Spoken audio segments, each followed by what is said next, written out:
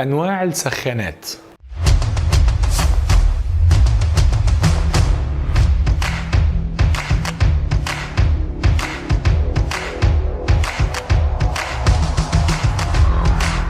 السلام عليكم ورحمة الله وبركاته. معاكم هيثم سمير. النهارده موضوع الحلقة، أنا البيت بتاعي عندي كذا نوع من السخانات، أشتغل بأنهي سخان؟ الموضوع ده موضوع الناس بدأت تفكر فيه كويس جدا بعد ما الكهرباء غليت، وبقى فيه سخانات وفي تكييفات هنتكلم عليها في حلقات جاية. فعايزين نقول نشتغل بسخانات ايه وايه اللي بتنفع في الديكور، انواع السخانات. فقلنا نقول ان في منهم 2 كهرباء، الا وهو ممكن يكون السخان اللي هو الكبير اللي بيتحط في الحمامات، او السخان الصغير الفوري. فبقى عندنا نوعين، يا اما كهرباء العادي يا اما الفوري اللي بيتحط تحت الحوض، يا اما عندنا سخان الغاز اللي احنا من زمان موجود ومتوفر بكذا ماركة تانية، وفي سخان الطاقة الشمسية اللي هو بيركب فوق على الروف لو انت عندك فيلا، او بيركب فوق العمارة فوق لو مسموح لك بمكان ان انت تركب فوق سخان طاقة شمسية. مميزات وعيوب الاربعة دول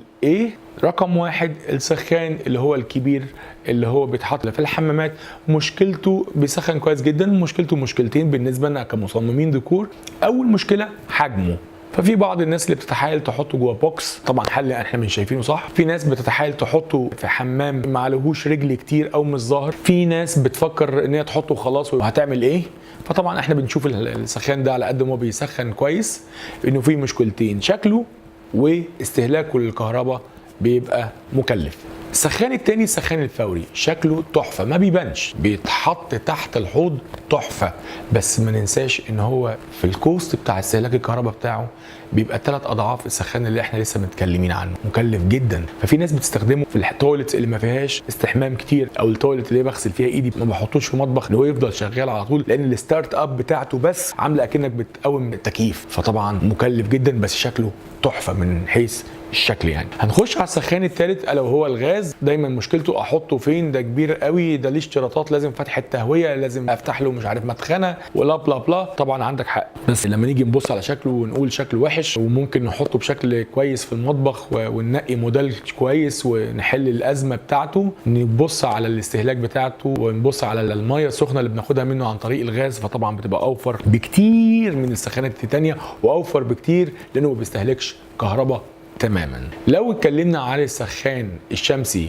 من ناحيه مميزاته وعيوبه، فاحنا بنشوفه سخان كويس جدا، سخان رائع جدا. مشكلته بس في وقت الغيوم ما فيش ميه سخنه، فبيبقى السخان ده عباره عن 2 في 1. عباره عن السلندر اللي بيبقى موجود فيه بيبقى عباره عن خزان او تانك للميه، جواه كويل كهرباء، علشان لو ما فيش شمس او الشمس ما طلعتش، الكويل الكهرباء ده يسخن السلندر اللي جواه ميه، علشان انا رايح شغلي الصبح فعايز ميه سخنه بسرعه، اخد دش بتاع، اخد شاور وانزل، مفيش شمس، يبقى في على الاقل سخان.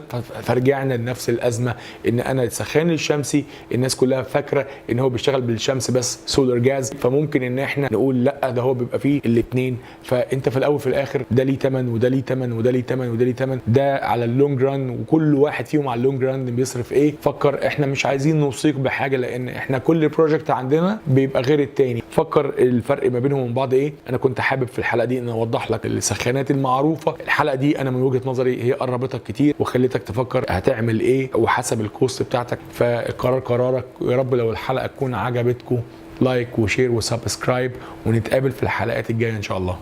باي باي.